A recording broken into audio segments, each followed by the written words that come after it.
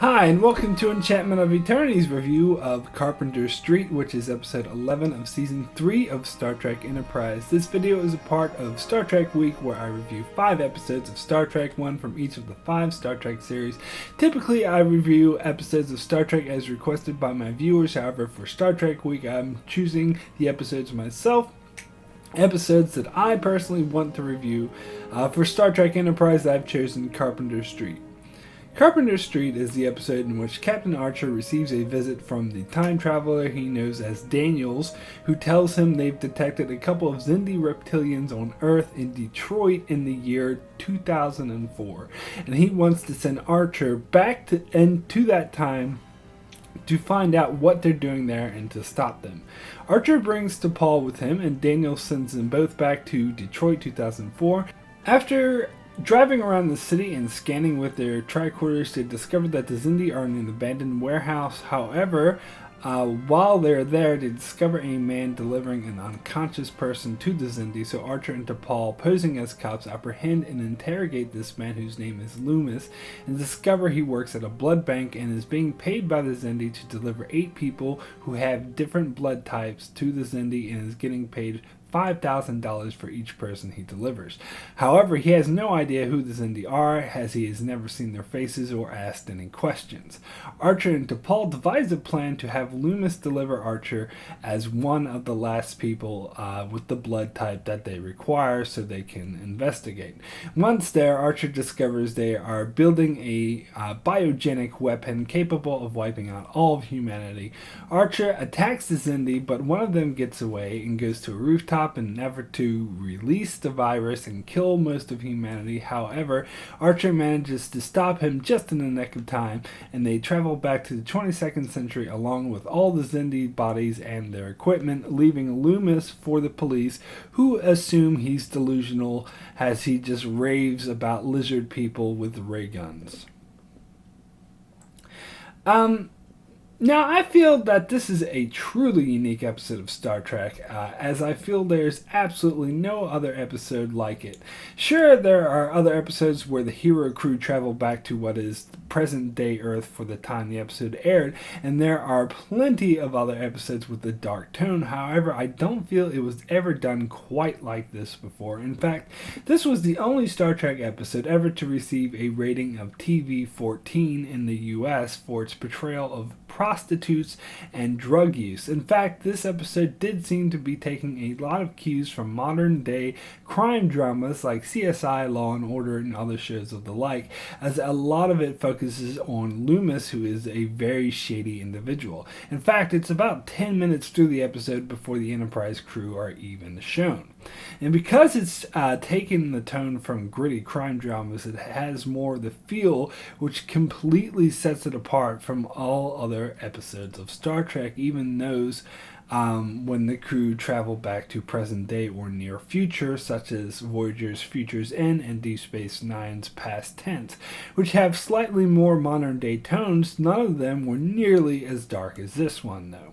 However, to show a guy apparently soliciting a prostitute, but instead he drugs her, knocks her out, and abducts her and delivers her to some shady people in order to get paid, this is far more gritty than anything Trek has done before. So in that way, Enterprise has finally succeeded in portraying a more gritty modern day tone.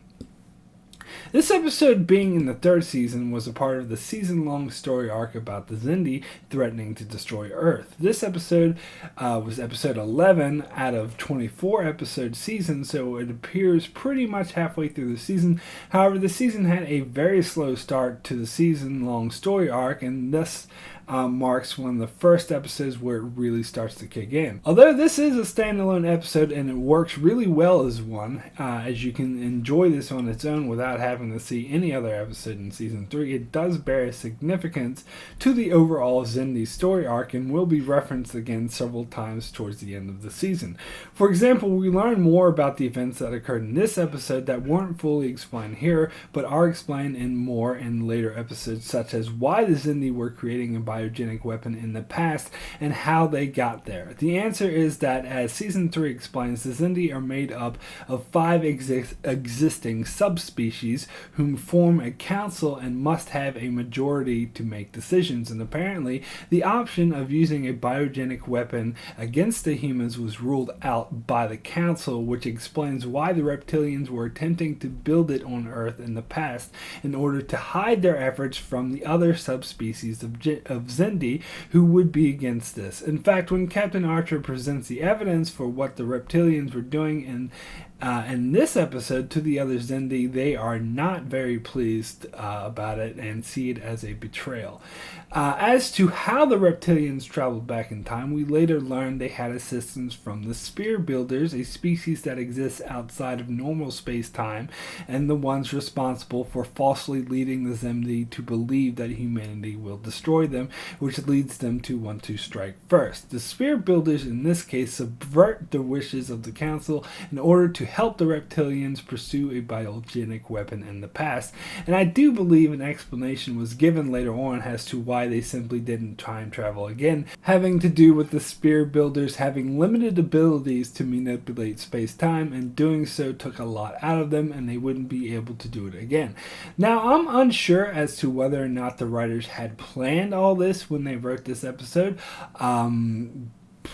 or if it was just retroactively decided and they just fit everything to the present storyline. However, it all lines up, so it doesn't really matter either way. I could certainly buy that they had planned it all along. Either way, I felt it really worked for creating a time travel story to present times that fit perfectly into the overall Season 3 Xindi story arc, unlike the 3rd season episode North Star, which was a painfully obvious attempt to have a Western-style episode, and it did not at all fit into the overall story arc of Season 3. This episode also contained a lot of typical fish-out-of-water jokes as seen in Star Trek IV: The Voyage Home whenever dealing with people from the future traveling into the past. As in this case, there are a lot of scenes like Archer and T'Pol searching for a car and dealing with running out of fuel, and Archer and T'Pol taking Loomis through a fast food drive-in. When they attempt to break into a car, it's a bit amusing with the language T'Pol uses, such as referring to a wheel boot as an apparatus, and when the low gas light comes on, she asks what that emblem signifies. And of course, the fast food drive-in scene was a total parody of the fast food culture, as the person over the speaker was next to impossible to understand. She kept trying to upsell everything. Oh, you can make that a double for 40 cents, or you can add bacon for 40 cents, and Archer's reaction to it was priceless. Plus, I could personally relate to Paul's disgust at the whole thing, as she chose not to eat anything at all, as at the time when I saw this episode I was a vegetarian, so I found it kind of relatable. Also, T'Pol was openly hostile and disgusted with Loomis as he behaved in a most primitive way and ultimately represented everything she hated about humans. She continually lectures him, pushes him around, and eventually shoots him at stun at point blank range. In Star Trek VI: The Undiscovered Country, we were told if someone was hit by a phaser at stun at close range, they'd be killed. So shouldn't have Loomis died when she stunned him at such close quarters? I don't know, just a minor complaint. But overall, this episode reeked of plot convenience, as they seem to have a lot of mental gymnastics in order to set up this scenario, as I found myself asking questions throughout this episode, such as why did the Xindi need to abduct actual humans with different blood types? Couldn't they have just gone to a blood bank and gotten all the different types of blood themselves, or have Loomis do it for them? And how did they know Loomis was capable and would be willing to abduct people for large amounts of cash? How did they get all that money to pay Loomis? How did they know so much about Earth culture of the 21st century to blend in so perfectly when they can't even figure out that humanity is no threat to them in the present times? I'm sure if push came to shove, they'd invent some BS reasons to explain these things away, as they did several times, as they attempted to head off my questions with explanations explanations such as Daniels telling Archer it takes him a while to notice changes to the timeline, which is completely inconsistent with everything that's been established about time travel in Star Trek, and with Daniels telling Archer he needed to send them back to the past because Daniels couldn't go himself because he would too much bureaucracy would be involved, and it's much quicker just to send Archer back. So Daniels going himself requires a lot of permission, but him sending someone from the 22nd century into the 21st century is A-okay? And secondly, there isn't enough time? You're a freaking time traveler! I think the show again tries to head this off by having T'Pol say, I would think he has all the time he needs. But that's not really an explanation because her criticism is actually pretty damn accurate. As I said, the whole episode reeks of plot convenience. Also, we've seen the portable scanners they use. I'm not sure if they're called tricorders in this time period or not, but we've seen that they're able to scan like an entire alien planet when they visit another planet. However, in this episode, T'Pol and Archer have to drive around the city scanning areas when really their scanners should be able to scan the entire city from one location. But then if they did that, then they wouldn't have those neat little scenes about Archer and T'Pol stealing a car and learning how to operate it. But ultimately, I'm willing to overlook all of this because it's a uniquely dark episode and a very interesting one that uses time travel to its fullest effect. So my rating for Carpenter Street is a 9 excellent.